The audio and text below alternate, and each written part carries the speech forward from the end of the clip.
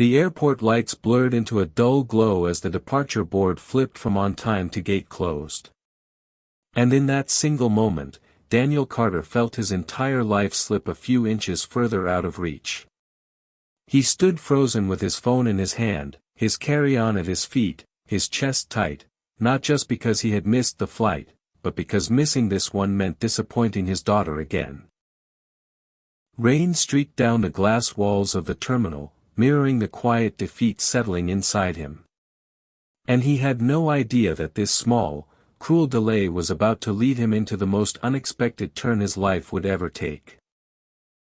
Before we go any further, if you believe in kindness, in second chances, and in the idea that one good decision can change more than one life, take a moment to like this video, comment your thoughts, share it with someone who needs hope today, and subscribe to Kind Soul Stories for more stories that remind us what humanity still looks like.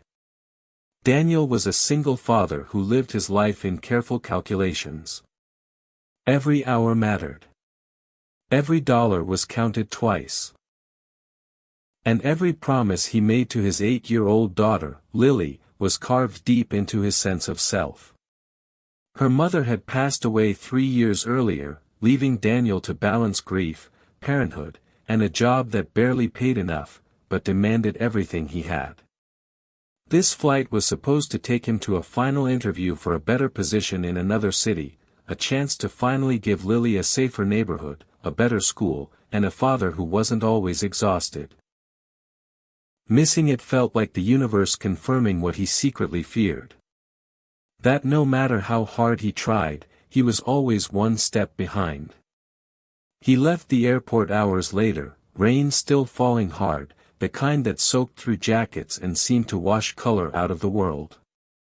His old sedan waited in the parking lot, dented on one side, coughing when it started, but reliable in the way old things often are. That car was more than transportation. It was how he got Lily to school, how he got to work, how he kept their fragile routine from collapsing. As he drove away, anger and disappointment churned inside him, not loud or explosive, but heavy and constant, like a weight pressing down on his chest. Traffic slowed near an underpass, red brake lights glowing against wet asphalt. That was when Daniel noticed her. A woman stood on the sidewalk, soaked to the bone, holding a cardboard sign that sagged from the rain. She was wrapped in a thin coat that offered little protection. Her hair plastered to her face, her shoulders hunched not just from cold, but from something deeper, something like resignation. Daniel would have driven past her like he had so many others, telling himself he couldn't afford to help, that he had his own problems, his own child to think about. His foot hovered over the accelerator, his mind already forming excuses. But something stopped him. Maybe it was the memory of Lily asking why some people slept outside.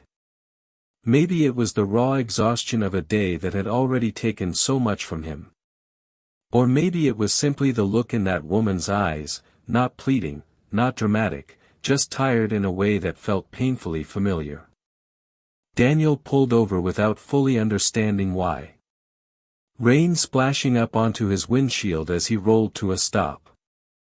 The woman approached cautiously, as if expecting the car to drive off at any second. Daniel felt a knot tighten in his stomach as he realized how little he could really offer. He didn't have cash to spare, barely enough in his account to last until the next paycheck. What he did have was a car, and the sudden, terrifying thought crossed his mind before he could push it away. He imagined Lily's face if he failed her again, imagined the long bus rides, the extra hours lost. His heart pounded as he weighed logic against something far more dangerous, compassion. He made the decision in a rush, the kind that feels reckless until it's already done. Daniel handed over his car keys and pointed toward a nearby shelter he knew of, one that was notoriously hard to reach on foot, especially in weather like this. He told himself he was doing the right thing, that he could figure out the rest later, that maybe this was a test of the person he still wanted to be. The woman stared at the keys as if they might disappear, disbelief etched across her face. She climbed into the driver's seat slowly, like someone stepping into a dream they were afraid to wake from.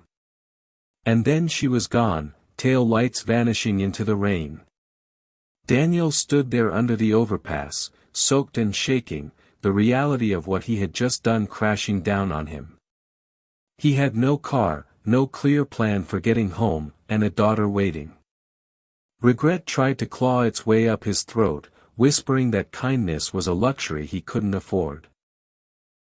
He started walking, shoes squelching with each step, replaying the moment over and over, wondering if he had just made the worst mistake of his life.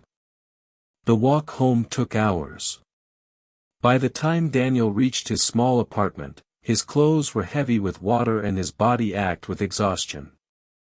Lily was already asleep on the couch, wrapped in a blanket, a movie paused halfway through on the screen.